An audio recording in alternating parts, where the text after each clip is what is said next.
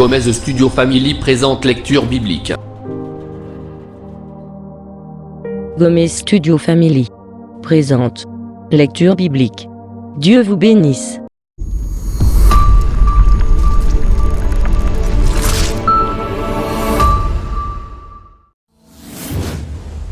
Gomez Studio Family présente lecture biblique.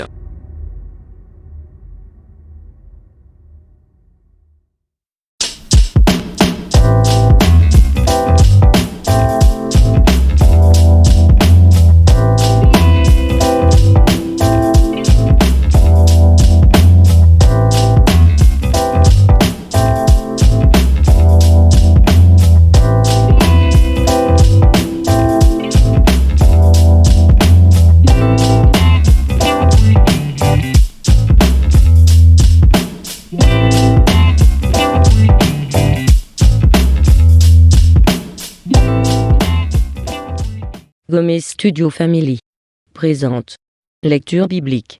Dieu vous bénisse. Genèse chapitre 15. Après ces événements, la parole de l'Éternel fut adressée à Abraham dans une vision. Il dit : Abraham, ne crains point, je suis ton bouclier et ta récompense sera très grande. Abraham répondit : Seigneur Éternel, que me donneras-tu? Je m'en vais sans enfant, et l'héritier de ma maison, c'est Eliezer de Damas. Et Abraham dit : Voici, tu ne m'as pas donné de postérité, et celui qui est né dans ma maison sera mon héritier. Alors la parole de l'Éternel lui fut adressée ainsi : Ce n'est pas lui qui sera ton héritier, mais c'est celui qui sortira de tes entrailles qui sera ton héritier. Et après l'avoir conduit dehors, il dit : Regarde vers le ciel et compte les étoiles, si tu peux les compter. Et il lui dit : Telle sera ta postérité. Abraham eut confiance en l'Éternel, qui le lui imputa à justice.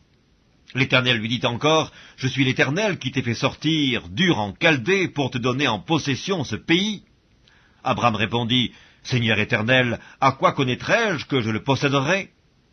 Et l'Éternel lui dit : Prends une génisse de 3 ans, une chèvre de 3 ans, un bélier de 3 ans, une tourterelle et une jeune colombe. Abraham prit tous ces animaux, les coupa par le milieu, et mit chaque morceau l'un vis-à-vis de l'autre, mais il ne partagea point les oiseaux. Les oiseaux de proie s'abattirent sur les cadavres, et Abraham les chassa.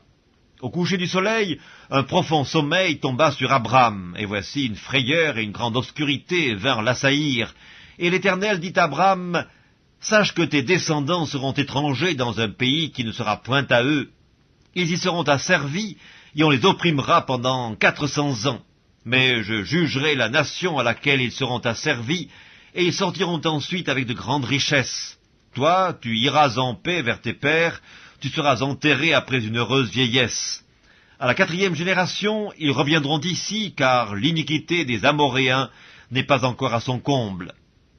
Quand le soleil fut couché, il y eut une obscurité profonde, et voici ce fut une fournaise fumante, et des flammes passèrent entre les animaux partagés.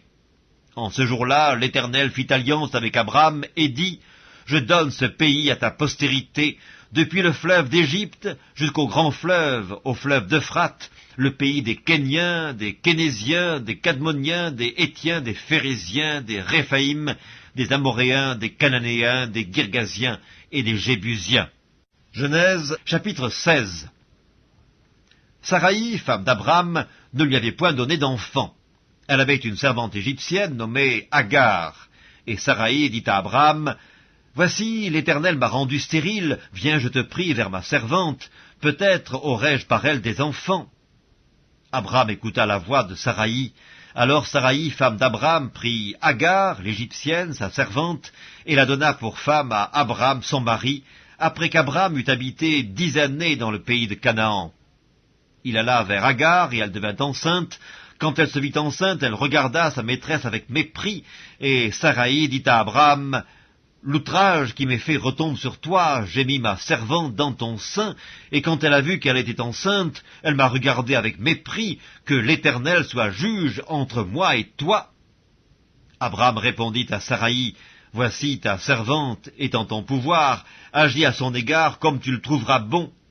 Alors Saraï la maltraita, et Agar s'enfuit loin d'elle. l'ange de l'Éternel la trouva près d'une source d'eau dans le désert, près de la source qui est sur le chemin de Chour.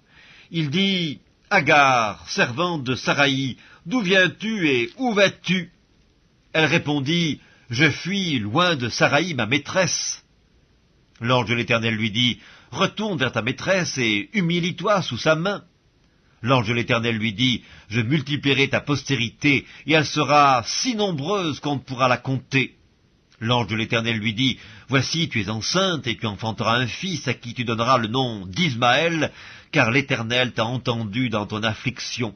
Il sera comme un âne sauvage, sa main sera contre tous, et la main de tous sera contre lui, et il habitera en face de tous ses frères. » Elle appela Ata El-Roi, le nom de l'Éternel qui lui avait parlé, car elle dit, « Ai-je rien vu ici après qu'il m'a vu ?» C'est pourquoi l'on a appelé ce puits le puits de Lacaï-Roï. Il est entre Kadès et Bared. Agar enfanta un fils à Abram, et Abram donna le nom d'Ismaël au fils qu'Agar lui enfanta. Abram était âgé de 86 ans lorsque Agar enfanta Ismaël à Abram.